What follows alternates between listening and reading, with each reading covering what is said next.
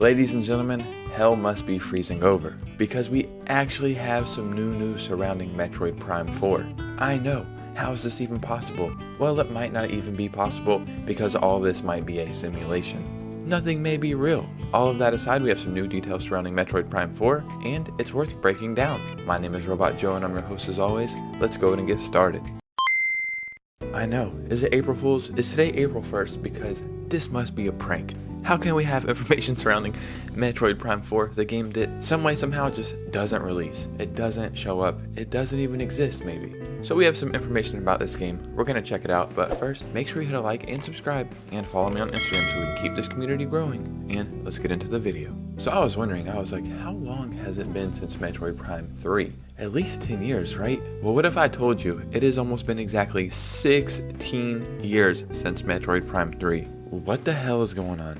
This is crazy. I truly cannot believe it's been that big of a gap. Like, what the hell is Nintendo doing? We're like, yeah, 5 years in between Zelda games. Oh my god. 16 years? Are you serious? So I have this article I found today. Metroid Prime 4 is not open world, but has massive areas. This is crazy. There's a lot of Metroid news in the stratosphere right now. We had Metroid Prime Remastered come out, probably the new standard for remake and remastered games. We had Jeff Grubb say we're going to get something else Zelda related this year that's not Tears of the Kingdom, and Metroid Prime 2 Remastered. And like a week later we got Oracle of Ages and Oracle of Seasons. So half of his prediction or leak came true. So if Metroid Prime 2 comes out, maybe before the Switch life cycle is over, we'll get Metroid Prime 3 Remastered.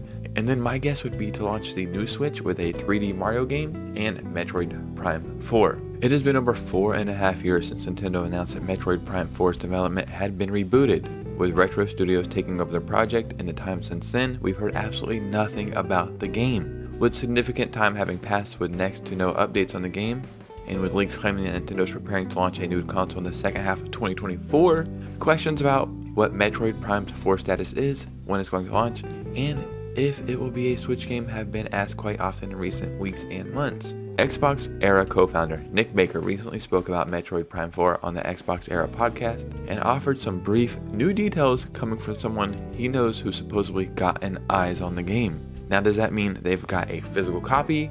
They've seen it? Have they seen gameplay? Have they tested the gameplay?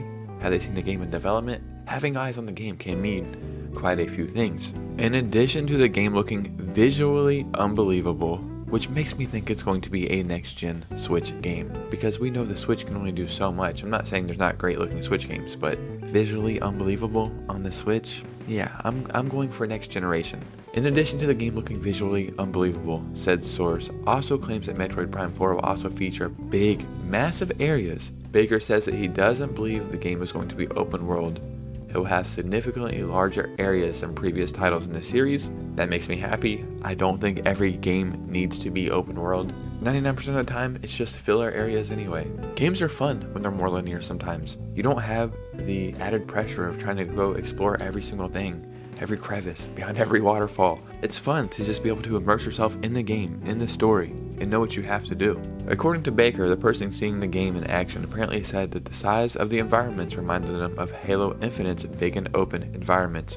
Though Halo Infinite really was open world, of course. I don't know, I didn't really like Halo Infinite. That's just me. Long-suffering Metroid fans have, of course, had plenty to keep themselves occupied on the Switch in the last couple years with Metroid Dread, followed by Metroid Prime Remastered. Leaks have claimed that Metroid Prime 2 Remastered is also in the works. And of course, we have Nintendo Switch Online stuff, so you have some NES and SNES and Game Boy Metroid games, so, you know, there's something there. This is good news. This is a sliver of news, but it is good news. Two things I'm taking from this is Metroid Prime 4 is basically done. I would assume it's being wrapped up. That's just when you get eyes on a game usually. And number two, being visually unbelievable. What game is visually unbelievable on the Switch? Tears of the Kingdom looks good, but it's not perfect. Luigi's Mansion looks amazing, especially on an OLED, but it's not visually unbelievable. Visually unbelievable and the Switch kind of aren't synonymous, and that's okay. But that's pretty much letting me know that this is going to be a Switch 2, Switch Pro, Super Nintendo Switch, whatever it's called, game. And I would assume this might be close to a launch title. Because if they just launch the Switch 2 with Super Mario Odyssey 2, yes, it will do good. But Is it going to be the be-all end-all? Probably not. So we would need another legacy game like this. Ladies and gentlemen, let me know what you think below. What is your favorite Metroid game? Have you played any of the Metroid Prime games? Start a conversation, I'd love to hear from you. And remember, if you enjoy gaming news, gaming stories, and Nintendo Switch content, then you are in the right place. So go ahead and hit a like, subscribe on the way out.